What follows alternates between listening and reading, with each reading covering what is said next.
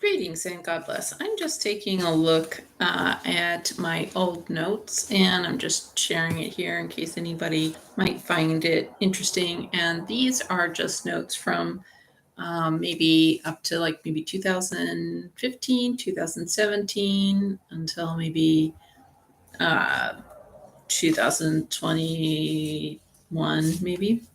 So, anyways, it's just a compilation, it's a grab bag of a whole bunch of information, and in case anybody finds this interesting.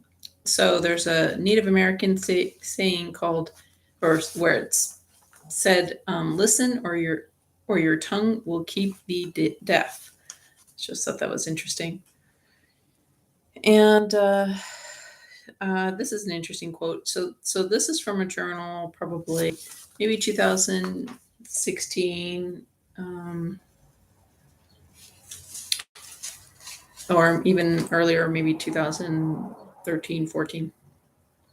But it's from that Dr. Gottman. I think his name is John Gottman, and it's from his Relationship Cure book, page 224. Big public rituals.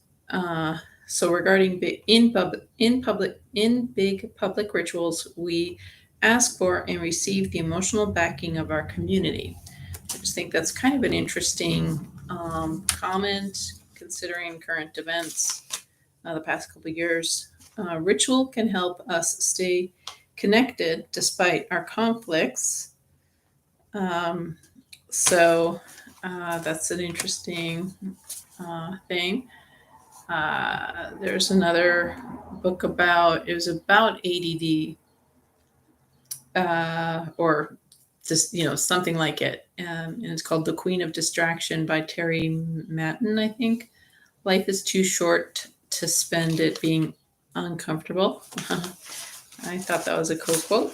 And did you know that the word Beowulf, that book or that saga Beowulf, um, it's Beowulf means wolf of the bees, um, wolf of the bees, and so that actually sounds like a bear, right? And I think I heard somewhere in olden times one avoided saying the word bear to avoid invoking that predator. And then back to the Relationship Cure by Dr. Gottman. Think you can't tolerate things as they are. Oh, when you think you can't tolerate things as they are, that can be like kind of come up as a disgust reaction, which I think is kind of interesting. Then there's a book. I'm not sure what title it was, but it was talking about different types of thinking. So there's picture thinkers who just think in like the big picture, so that may be more about wisdom. Then there's focused thinkers, goal oriented. There they focus on potential. There's creative thinkers, which is about joy. Realistic thinkers, which is about importance. Strategic thinking is about power. Possibility thinking is about energy. Reflective thinking is about lessons. Um, question the acceptance of popular thinking. Uh, was I'm not sure what that one's related to. Then shared thinking encourages. Unselfish thinking is about satisfaction. Bottom line thinking is about enjoying returns. And I was wondering maybe that's about enjoying your profits. So not sure. It's been years since I read that book. So holiday rituals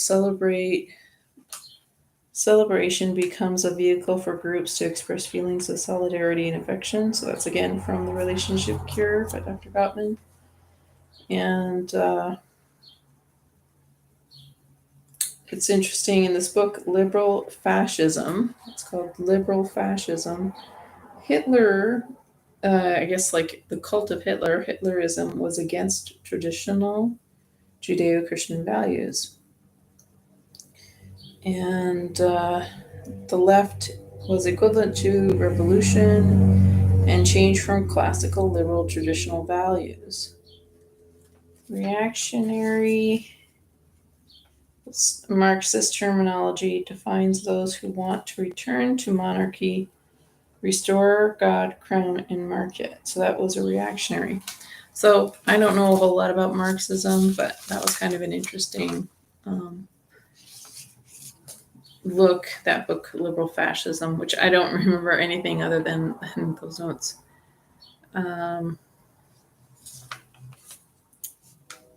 So in this book it was called Moody B, the B word, Moody B. They were talking about during one's menstrual cycle that they suggested, or the author suggested, doing a monthly inventory, like an emotional, mental inventory. And in that book, The Relationship Cure, he recommends in relationship to have 1 date a week, 3 weekend getaways a year for a healthy relationship. So there's a term, negative sentiment override. And so that's when one's hypervigilant or oversensitive to insult regarding the relationship, where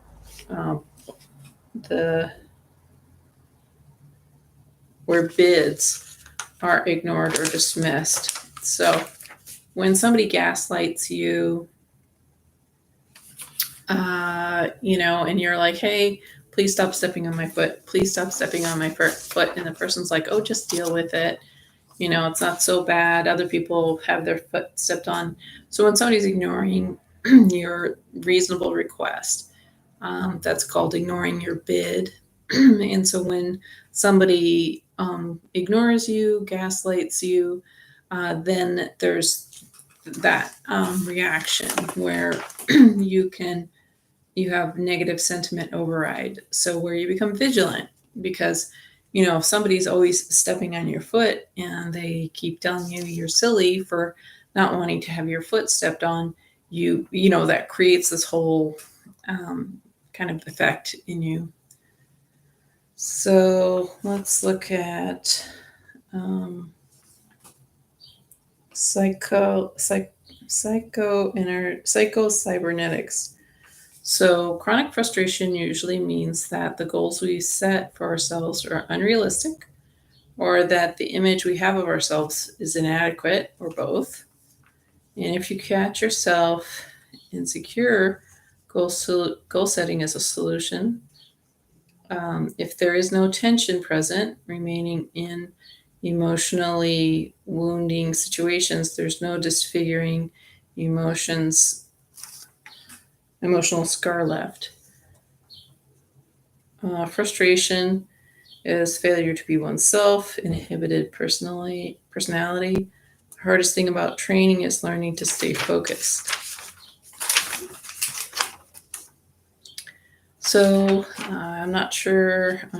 This is from You Don't Look Sick by Joy Selleck and Stephen Overman, page 19.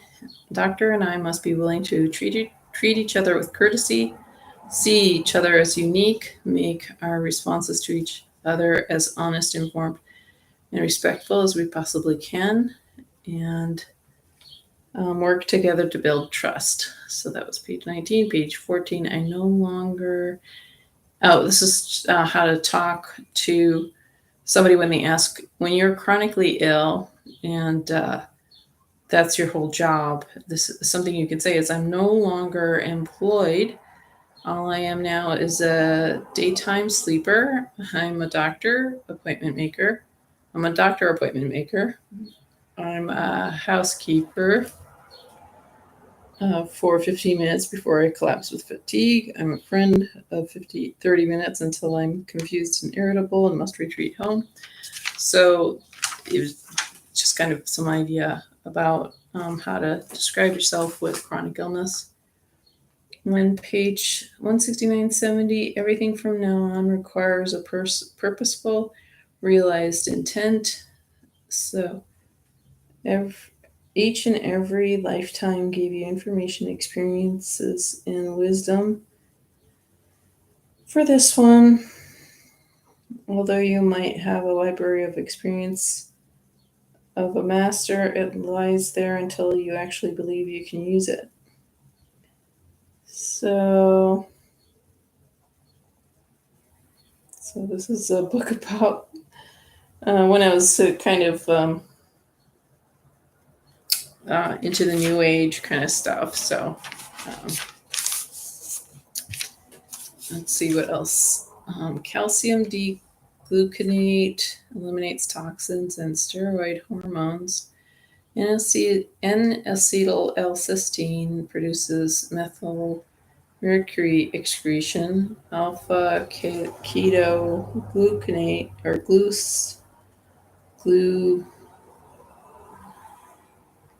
glutanic acid detoxes ammonia, MSM, taurine, methionine, chlorine, selenium. I don't know what the point of those are. Carnosine as a PFC improvement. So prefrontal cortex, your executive functioning improves with that apparently. And then so there's something called reflexive fighting response. Page 19, rage is a common reaction in those with PTSD. It is an extension of the reflexive fighting response. The reflexive fighting response is an autonomic or automatic response to stress in which you attack anyone close to you when stress increases. Page 121, persistent drumming at certain rates cause the brain frequency to shift into the lower level, increasing relaxation and decreasing stress. And on increase in endorphin activity levels, a lowering of stress hormones. So it seems like drumming, certain types of drumming can help with stress management. 10 lessons to transform your marriage. John and Julie Gottman. Turn away. So when you turn away from somebody, you're ignoring their bid. When you're being aggressive and turning against the other person, that's a hostility to the bid. When you turn towards the bid, when you're listening, that means you're engaged and you're accepting influence. It's a type of trying to repair a rift. It means I hear you, I'm interested in you, I understand you, or I would like to understand you, I'm on your side. I'd like to help whether I can or not. I'd like to be with you whether I can or not. I accept you even though I don't accept all of your behaviors. Without feedback from others, we question our contribution and the value and the others' commitment. Adapted from Brene Brown. So we need people to give us feedback. Signs of brain injury, page 46. Slowed processing, slowed memory, or retrieval, difficulty with abstract or complex thinking, decreased muscle strength, headaches, difficulty with vision, speech, hearing, smell, taste, loss of coordination, light or sound sensitivity. What recovery from PTSD can look like. Page 51, and I'm not sure, this could be from the PTSD survival or source book by Glenn Shirelli, but I'm not sure if that's this one. Actually, let me read this other quote. Betrayal trauma occurs by secondary victimizers supposed to protect but hurt instead. That's page 31. So betrayal trauma is, let's say you've been stabbed and you call the ambulance, and maybe the ambulance people say something or do something that hurt you more. And then you have a meeting with the police, and the police say something or do something that hurts you more. And then you talk to somebody, a friend or a family member, and then they say something that or do something that hurts you more. And that's the thing. The betrayal trauma is very common. And it's It's a big problem. So what recovery from PTSD can look like. And that's called, oh my gosh, post-traumatic growth. That's called post-traumatic growth. 1, able to recall trauma without troubling flashbacks or distressing associations. 2, able to remember event with appropriate intense feeling, not false detachment. So that false detachment is like dissociation. So if somebody observed their parents being murdered and the person just is able to talk about it like no big deal, that's a false detachment. That's a dissociation. So if somebody watched their parents being murdered, and then if they're describing it in safe company, they're going to be maybe crying or being angry, and that is actually healthy. That's the irony of our current world, is having emotions is just such a sin, such a crime. Um, Everybody's supposed to be on Prozac. Nobody's supposed to have any feelings unless you're watching the Oscars or something, or unless you're watching a movie. Like, but you're not allowed to have your feelings in real life. It's what appears to me. So 3, feelings about. So this is continuing what recovery from PTSD looks like. So post-traumatic growth can look like. Number 3, feelings about trauma can be named and endured without overwhelming arousal, dissociation, or numbing. So a lot of times in trauma, people are so overwhelmed they actually don't have a memory. And so when you don't know what's happened, when you don't recall people, places, and things that traumatized you, then you don't even have a sense of your place in time. And so how can you heal something that's not there, kind of? So you do need an awareness of yourself. January the 3rd at 10 a.m., you were at the coffee shop or something like that. So you do need time and place in your identity and your feelings, and that's a process. So number 4, symptoms of anxiety, depression, intimacy, dysfunction, if not absent, are at least reasonably tolerated and predictable. You have restored your capacity for trust and empathy and attachment. So that was number 5. Number 6, you've assigned meaning to the trauma. And so meaning, so you can extract information from the event, from how it shaped you, maybe for the better. How you're maybe going to help other people as a result of what you've learned. Number 7, you've discarded a damaged sense of self. 8, you've established a belief in your own strength. 9, self-blame has been replaced with self-acceptance and self-worth. 10, obsessive rumination about the past has been replaced by realistic evaluation. 11, you're more comfortable with all your feelings, positive, negative, and neutral. 12, you are again committed to your future and take responsibility for your life. Signs of brain injury, we already took a look at that. The 7 principles of healing PTSD. And just for those who don't know, PTSD is post-traumatic stress disorder. So the 7 principles of healing it is: number 1, manage the PTSD symptoms. 2, process or integrate traumatic memory, reframe. 3, healing occurs when confronting replaces avoidance. When we confront, we gain mastery. Only then we triumph. Healing occurs in a climate of safety and pacing. 5, healing occurs when boundaries are intact. 6, kind awareness and acceptance of feelings and the healing journey. I think that has to be present. 7, balance in our lives is necessary to heal. For um, permit time for recreation, laughter, play, and beauty. So support group is helpful. Support. I might have a little bit of an allergy to some of the dust um, on these pages because they're from old journals.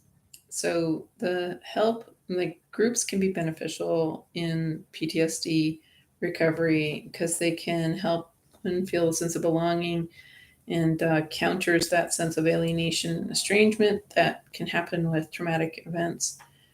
Being in a support group can provide a sense of community, security. It can destigmatize the experience, facilitates disclosure, and ends the conspiracy of silence. So when you have a group of people who are talking about, let's say, malignant narcissists, let's say codependents, are like saying, "Yeah, I have a hard time with malignant narcissists," then and everybody in the codependent group kind of is familiar with it and probably can relate, and so that helps in that conspiracy of silence because the rest of the world, the normies, are like, oh, narcissist, schmarcissist, you just have to, do your drugs, go get drunk, whatever, do your dysfunctional thing so you can tolerate that narcissist, go work for them or be their spouse. Like, that's just, everybody's just like, ignore your feelings, don't deal with it, just do dope, and don't bother me about your nightmare of a life. Um, that's how it can be, that people just ignore these crises in a conspiracy of silence where employees will be like, they hate the boss, they'll complain about the boss, but they won't say anything. Yeah, so there's a conspiracy of silence, even though everybody is hindered by the toxic person. Nobody wants to do anything about it. Anyways, another thing groups do is they permit the sharing of coping ideas, so you can get some new ideas when you're in a group, when everybody's kind of trying to work on a same solution or same issue. Groups combine the strength of many individuals, and groups can repair victims' ability to trust and relate to others. And I would say that's a safe group. There are some unsafe groups, and yeah, to really pay attention, watch out. And I would say, especially now, there's a lot, I think, of incompetent uh, people out there that aren't really sincere. They're just, they're just trying to pay the bills. And so, not every therapist or even not every member of a support group is really like up on emotional intelligence. So, you have to see how things are before you put yourself out there, in my opinion. So this is, I don't know what book this is from, but to understand decision making under extreme stress, ask yourself, were you thinking, um, cooling at the time? Oh, were you thinking coolly at the time? So when you're in a stressful situation, or when you're evaluating a stressful situation, um, so just check, are you, when you're thinking about the challenging moment, were you thinking coolly, calmly at the time? Were you aware of all of your options in that stressful decision making time? What were your other choices that you could have made? Were any of them good ones? Have you ever been in that situation before? Was there any way of knowing for certain what was the best option? Were you clearly aware of all the outcomes for each choice? What would have been the outcome for each choice? Were any of the choices clearly the right one, the best one? Were any choice without a cost? Were you aware of all of this at the time? 10, were any of your options taken away? 11, did you lack certain information that would have helped you make a wiser choice? 12, do you have time to fulfill to fully weigh your choices to see all the angles, or that did you have the time? 13, were there mitigating factors, food, hunger, drugs, mental, physical illness, chaos, confusion, no support that interfered with your decision making? Was the outcome what you intended? Did you deliberately try to harm someone? Was it an honest mistake? 15, what was a reasonable expectation given the situation? 16, did you accomplish your intended objective? Will there be other opportunities to do better? How could, 17, how could you have coped worse? 18, how did your imperfect actions avoid a worse disaster? In what ways? So this understanding your decision making under extreme stress, that's helpful because when you're traumatized, you can really beat yourself up, hate yourself, and just feel like you've made a tremendous mistake. And so to tease out all of those questions will help you realize that you probably made the best decision given the circumstances and the information you had and your energy and whatnot. So if you need to hear that list of questions again, just do a rewind on this. Oh, excuse me. So let us see.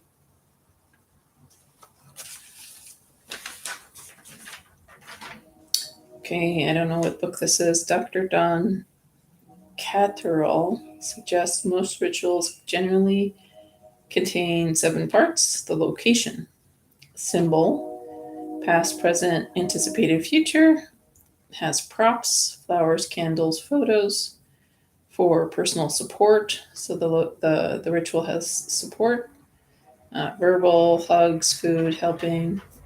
5 has healing words, meaningful poems, songs, music. 6 has a knowledgeable, trusted guide or director. And 7 has farewells. So let us see.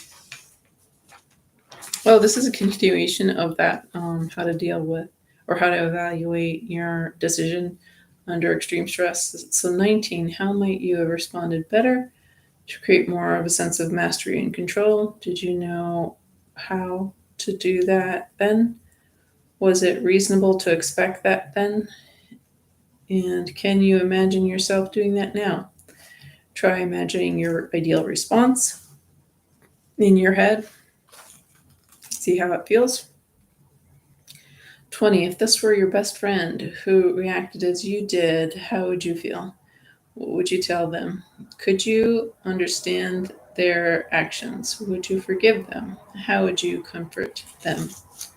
Okay, so that's the end of that thing. And so these are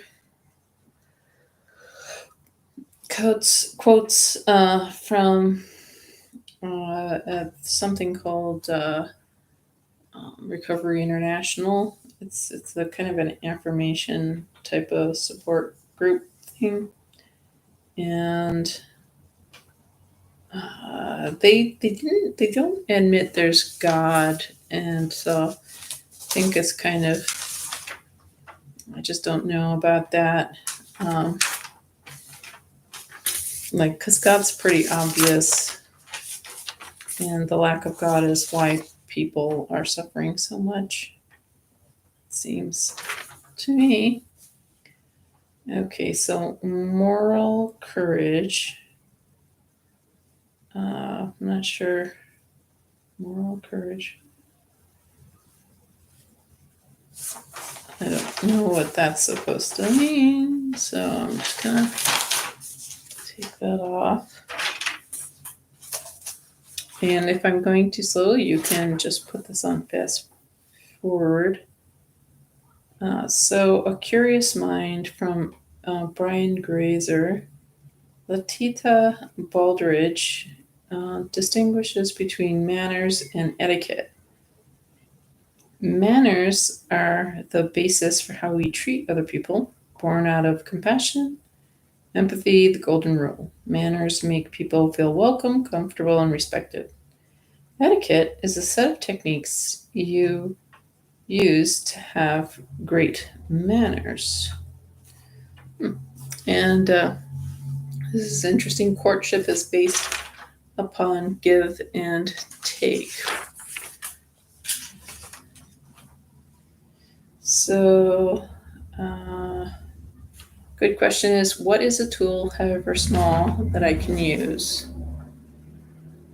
So here's something. Let's see. Curiosity is insubordination in its purest form. That's Vladimir Nabokov. Uh, so that's a big back quote. Page 69, Beyond Codependency. Self-care leads to better feelings. Healthier feelings lead to more self-care. That's page 69. Page 70, feelings of guilt, pity, obligation are to the codependents as the first drink is to the alcoholic. Okay. So when people are being codependent, falling into that codependence, it's like that's their problem, that's their bad habit, and they need to actually be confronting. Like earlier on, it was saying when people confront, that is the beginning of the healing of trauma. So in the book Beyond Codependency, at page 17, according to Cermak, I think it is, PTSD can happen to people who chronically live through or with events outside of the range of what's considered to be normal human experiences.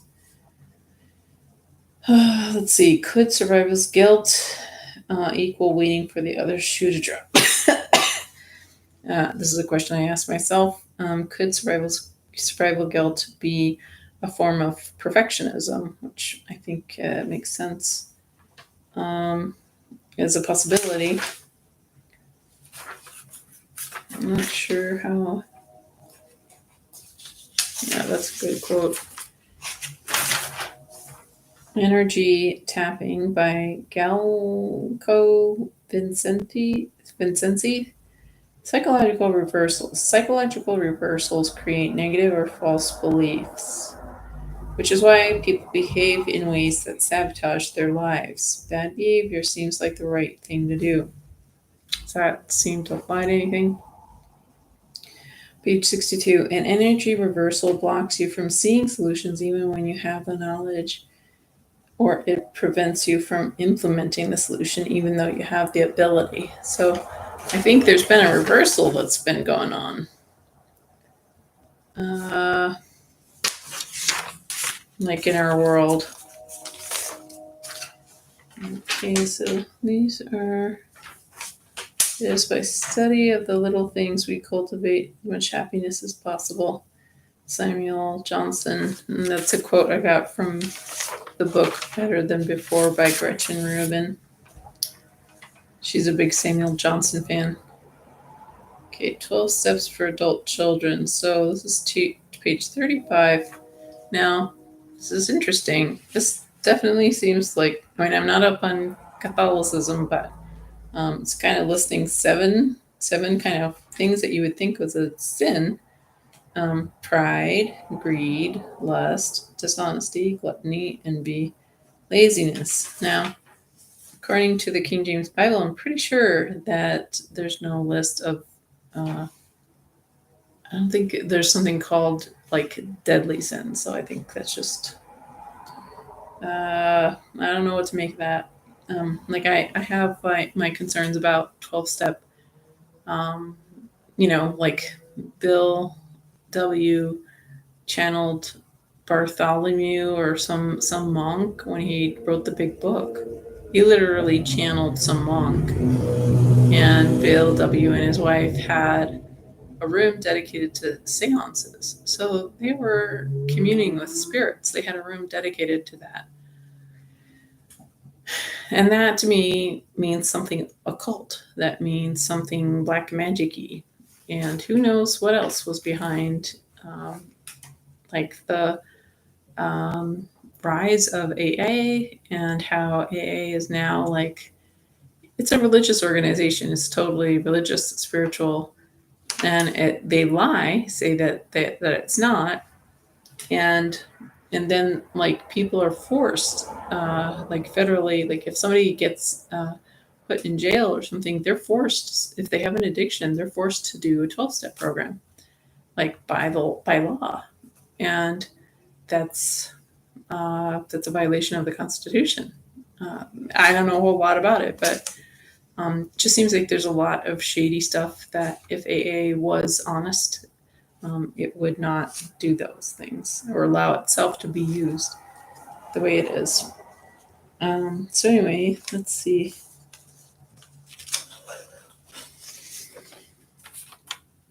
Okay, ingredients for intimacy. Vulnerability.